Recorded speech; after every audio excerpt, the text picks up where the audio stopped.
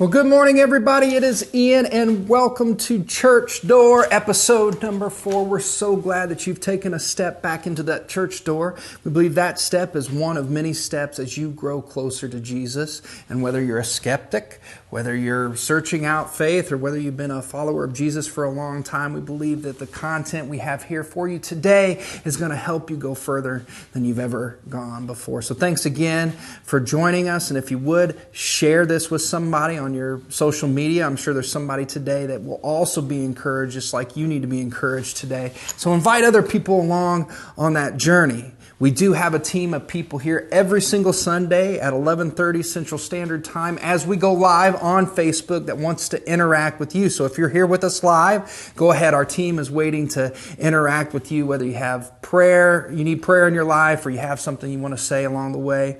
Just interact with us. We're glad and happy that you're coming along on this journey. Now, if you find that this information is helpful for you, go ahead and like and subscribe to this channel. You can press the little bell for notifications, so every time we put out a piece of content, you'll be notified every single time that comes out. And we're just thankful you've joined us again here today for Church Door. We're on our third week of the series, Does God Really Care?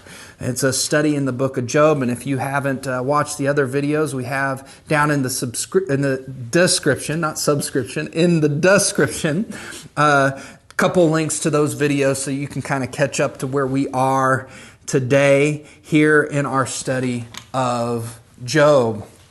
Now, have you ever been in a situation where you got into the situation, you realized maybe you bit off a little bit more than you could chew? I remember being in Poland one time, and I was standing outside of this really beautiful cathedral outside of a small Polish village, and I was looking up at it. It was just huge. It seemed like it went up for miles, and I was really just dwarfed by its size. And the pastor came out, he began to talk with us, and we were just talking about kind of what we do in our respective churches. And he asked me, he says, "Hey, would you like to go up to the top of the tower?" And I thought, that would be a lot of fun. So he invites me in, and I'm looking around for the elevator, and of course, there's no elevator. He says, "Hey, follow me up the stairs." So we go up a flight of stairs, and we turn, and we go up another flight of stairs, and we turn, and another flight of stairs, and turn, and just this seems to go on for, it had to been like 10, 15 minutes. Now we're walking upstairs, or at least it seemed like 10 or 15 minutes. And in the midst of doing that, about halfway through, I was just done. My legs were on fire. I was huffing and puffing and sweating profusely, and I was ready to quit. I did not want to go anymore. And the pastor just graciously, who had obviously been up and down those stairs many, many times, says, "Hey, just keep going, one step at a time. Don't stop. Let's just keep going." So I'm pushing through this pain, and we get to the top. He opens the door, and it was one of the most beautiful pictures I've ever seen in my life. It was just like a movie. Matter of fact, it reminded me of that scene from Willy Wonka where he goes through the glass ceiling, and they're over this little European village. It was just this beautiful picture, and it reminded me in that moment, it wasn't until after all the pain and the hardship and the hurts that I went through that I got a full glimpse of the picture, of the beauty that lay behind all the pain and the hurts. And certainly enough, there are people that are joining us here today, maybe even you, that you've been trying to follow God. You've been trying to chase after and figure out, what does faith mean? And as you've gotten to that journey, you began to understand the true reality that in that journey of faith, that oftentimes following God is much more like being in the middle of a jungle than it is being on a guided safari. which is what we would all rather prefer in our faith walk or our Christian life, is that, hey, it would be nice. On a safari, you get into the air-conditioned truck, and he guides you around and takes you to all these picturesque, perfect places where they've already gotten all the animals who are playing perfectly together, that they've fed. They're not eating each other or killing each other. And you get that special safari picture, and you get all the beautiful animals. We would love for our Christian life to be like that, but those of us that have pursued faith for any period of time, we realize that it's just like a jungle where around every single corner there are surprises, there's twists, there's turns, there are things out there that want to hurt us, devour us, and the environment itself is very dangerous. And around every corner there are hurts, pains, and tensions. And the harder we struggle down that road, the more the jungle seems to close in on us. I remember the crocodile hunter in the 90s. There was this guy named Steve Irwin. He was from Australia, and he seemed to just take the most dangerous animals that you could see and go after them. That's why he was the crocodile hunter. He would jump onto these huge crocodiles himself and try to wrestle them and get them subdued, or snakes and spiders. But in a moment, in the midst of his struggle, in a moment's notice, he was taken from this life without notice. The journey that we all go through in this life oftentimes is not easy. And at a moment's notice, hardships and pains can overtake us. Actually, Barna, which is a leading statistic company, asked a question. If you could ask one question of God, what would be the question you would ask? And overwhelmingly the response was this, is why is there pain and suffering in the world? So if there's a God out there, why does he allow hard things to happen? And really, Job and his friends that we've talked about over the last few weeks were asking these same type of questions and putting really simple answers to it. They're trying to simplify it. They're trying to wrap their head around why these things actually happen. And so Job's friends would answer with these simple answers like, well, certainly there must be sin, or somebody's done something wrong. That's why God is punishing you. And Job was really like, well, God must not care. He must not care about me. His hands are off this situation. He's allowing this stuff to happen to me. Which brings me to the big thing I want you to take home today, that simple answers just do not satisfy. Simple answers just do not satisfy, especially in a complex creation that we exist in. This complex world that God has created and allowed us to be in. Oftentimes, the answers that we're looking for just do not come simply, like Job and his friends tried to do. And then brings us to our scriptures today, where another friend comes into the scene. His name's Elihu, and Elihu had reserved his response in this back and forth that Job and his friends had for a few reasons. Number one is he was a young man, and he was trying to be respectful of these other elder wise men. And then he was trying to get the whole picture to best give the right advice down the road. And Elihu basically said, rather than simple answers, we need to redirect our eyes to look at God. In chapter 35, verse 4, Elihu said this, I will answer you and your friends, talking about Job and his friends. He said, look at the heavens and see. See and behold the clouds which are higher than you. So Elihu says, redirect your eyes. Like, you guys are trying to put simple answers to a complex situation, and this is much higher than your pay grade. In 36, in chapter 36, verse 26, he says, behold, God is great, and we know him not, or he's beyond our understanding. He's bigger than what we can fully comprehend. And the number of his years are unsearchable. Like we don't even have a good context and to all of the oversight that God truly has. And then into verse 37, he says this, stop and consider the wondrous works of the Lord. So Elihu's advice to Job was this, stop and consider.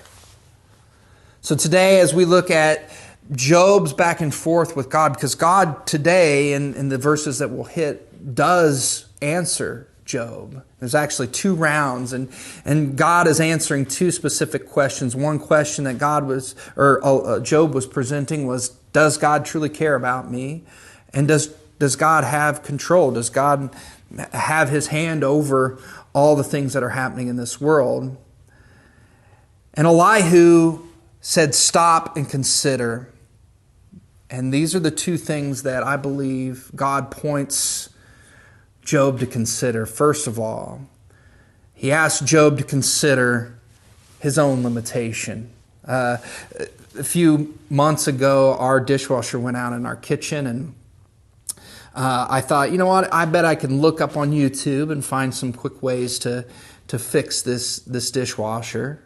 So sure enough, I found the right model and watched the videos over and over, and I thought, I think I can do this. I ordered the part came in, I watched the video again and slowly replaced what I thought was the problem, and turned the power back on, and of course the dishwasher still didn't work. After a few other days, my wife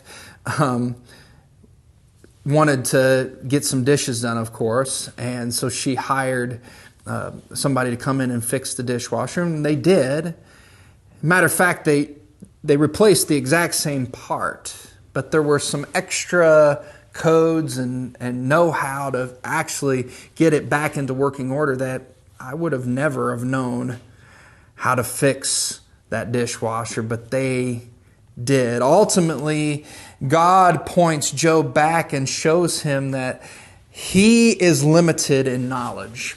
He is limited in what he can fully know. In chapter 38, as God answers him, he begins not just giving him answers in the form of an emphatic, but he starts giving him other questions. Matter of fact, there's like over 70 questions that God just pours on him rather than just answering him directly. He says things like this. He says, where were you?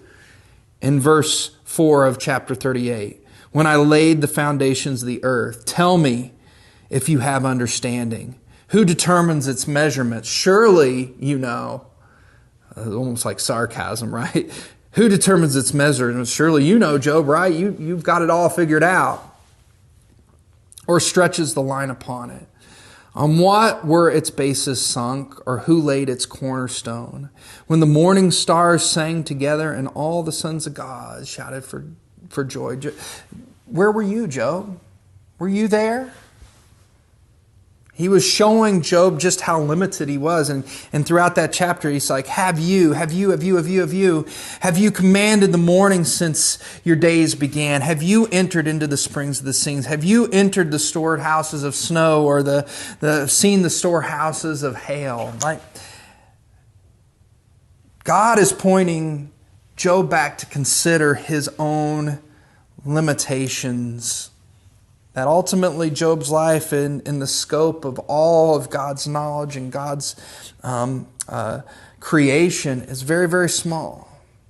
And for you today, your life is, as the Bible puts it, a vapor. It's here today and it's gone tomorrow. It's actually just a very small portion of the larger picture of what God is doing in this world. And the second consideration that God asked Job to consider is to consider who is in control. First, consider your limitations, and then also consider who is in control. We love to play Nintendo at our house, and my son, who's 8 years old, always wants to get the first player controller because he knows he has control if he has it. And we're playing the video game, and about an hour in, all of a sudden, a little alarm goes off and stops the gameplay because we've put in controls that stop him from playing too long. And he said, Daddy, I need you to put in the code. Ultimately, he had limited control to that video game, and it was only me that could fully get us going and continuing forward in that game.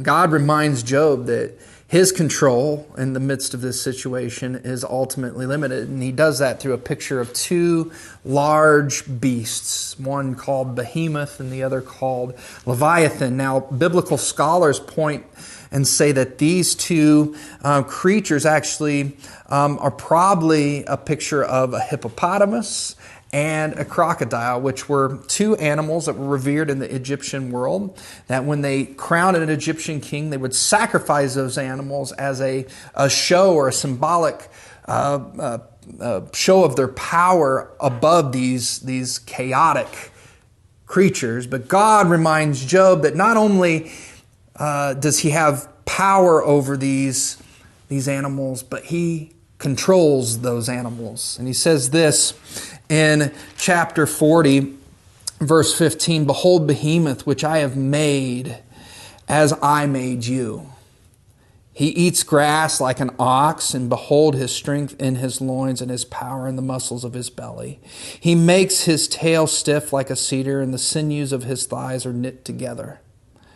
His bones are tubes of bronze, and his limbs are like bars of iron. And then in 41, he continues on with Leviathan and says, Can you draw out of Leviathan with a fish hook, or press down on his tongue with a cord? Can you put a rope in his nose, or pierce his jaw with a hook? These big animals, God says, not only do I have control over them, like man tries to show that they have control over them, but ultimately I made them just as I made you. Not only can I control these animals that represent chaos and the upheaval of life or the hardships of life, but I created them. I spun them into order, just as I have spun you into order. It's my belief today that as we consider the hardships that we go through, that we should readjust our eyes on the fact that we have limited control, that we're limited in our abilities, and that ultimately God has all things in His hands. God did not give Job any direct answers, but He overwhelmed Job with the knowledge of His control and His hand and His presence and ability in Job's life, and that if Job just trusted Him, that He would lead him through the pain, and He would be present with him throughout all of the hardships, that he could trust God fully with his life. So if there's any comfort in the midst of our heartache and our questioning, the deepest comfort comes from us knowing that God has all things in His hands. And I believe that you can know God today, no matter where you are, no matter how hard things have been in life or how far you think you've went down a wrong road. God is saying, I have all things in my hands, and I want to lead and guide you through your hardships. So if you're here, you're watching this today, I want to encourage you that if you want to put your hands into the one who has control, He's waiting for you, and He's always been waiting for you. And He sent His Son to take on your hardships and your pains in the form of a cross, and dying on that cross for you. And all you have to do is confess with our mouths that we are sinners, and believe that what God has done for us was to conquer over all of our hardships and all of our pains, and we can just trust in Him. So you might say something like this in a small prayer: Lord, I believe that is what You've done for me. That I choose to follow You and trust You, that in the midst of this crazy world, You are the one I trust and know has control. And we pray that those who are saying this in this moment, Lord, that you would indeed change their life forever. Amen. Amen. Though we got people that want to pray with you. If you would, just text prayer to the number that you're going to see come up on the screen. Our team is here ready to talk with you and pray with you in this moment. Now, if there are you're watching this later on, you can always go to rivervalleyrockford.org/prayer. There's a page there where you could submit a prayer request, and our team again is going to continue to pray with you and follow up with you in that manner. If you found this content to be helpful for you in your walk with Jesus, as you step up to the challenges that God has put you in your life, we would encourage you to join us as we continue to bring this same truth and hope to other people. You can go to rivervalleyrockford.org/give and consider giving a donation as we make our mission to bring other people closer to the things of God. Thanks again for joining us on this journey that we call Church Door. We look forward to seeing you again next week and hope that you have a blessed rest of your weekend and a blessed next week. See you then.